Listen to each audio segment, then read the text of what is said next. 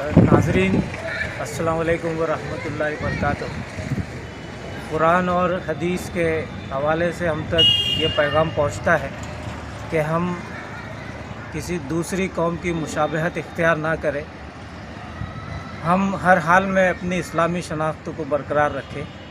आज जैसा कि आप लोग जानते हैं 31 दिसंबर साल का आखिरी दिन है और आज रात में नए साल के इस्तकबाल के तौर पर बहुत सारी खुराफात मुनक़द की जाती है। नौजवान बेरहमी का मुज़ाहरा करते हैं। ऐसे मौके पर मैं मेरी कौम के गयूर नौजवानों को यही पैगाम देना चाहूँगा कि हुक्म शरई पर अमल करें और दूसरी कौमों की मुशाबहत इख्तियार ना करें।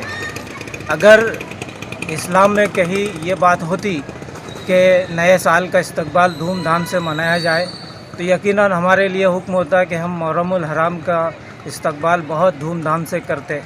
लेकिन ऐसा कहीं नहीं है कि नए साल के इस्तकबाल के नाम पर हम शोर हंगामा, खुराफात, नशाबाजी और दूसरी बुराइयों में मुलविस हो जाए।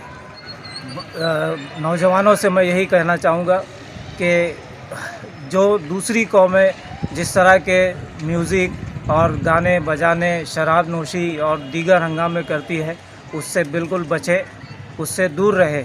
बल्कि अल्लाह रब्बुल आलमीन से हम दुआ करते रहे कि अल्लाह ताला हमें ऐसी खुराफात से बचाए। इंसान की जो ज़िंदगी है वो माजी, हाल और मुस्तकबिल से मिलकर बनती है। हम हाल के आईने में माजी को देखकर अपना मुस्तकबिल संवारने के लिए इस साल के कुछ अज़ाइम जो है हम तय कर सकते हैं। जैसे समाजी अज़ाइम जो है वो ये हो सकते हैं कि बच्चों के दाखिले जो है किस तरीके से करवाए जाए, कौन कौन से फील्ड में करवाया जाए, उसके ऊपर काम हो। रिश्ते नातों का जो मसला एक बहुत बड़ा चैलेंज बनकर जो है तो सामने हो रहा है, बेजोड़ रिश्ते आ रहे हैं, उसके लिए जो है तो कोई लाही अमल तैयार करे।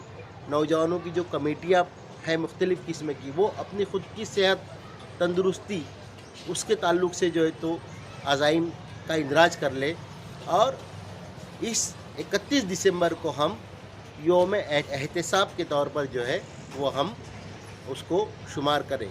हम ये देखें कि हमने गुज़रे हुए साल में कौन कौन से हमारे जो अहदाफ है उनको हासिल किया है और आइंदा साल के लिए जो है तो हमारे मक़ासिद, हमारे अहदाफ क्या होंगे।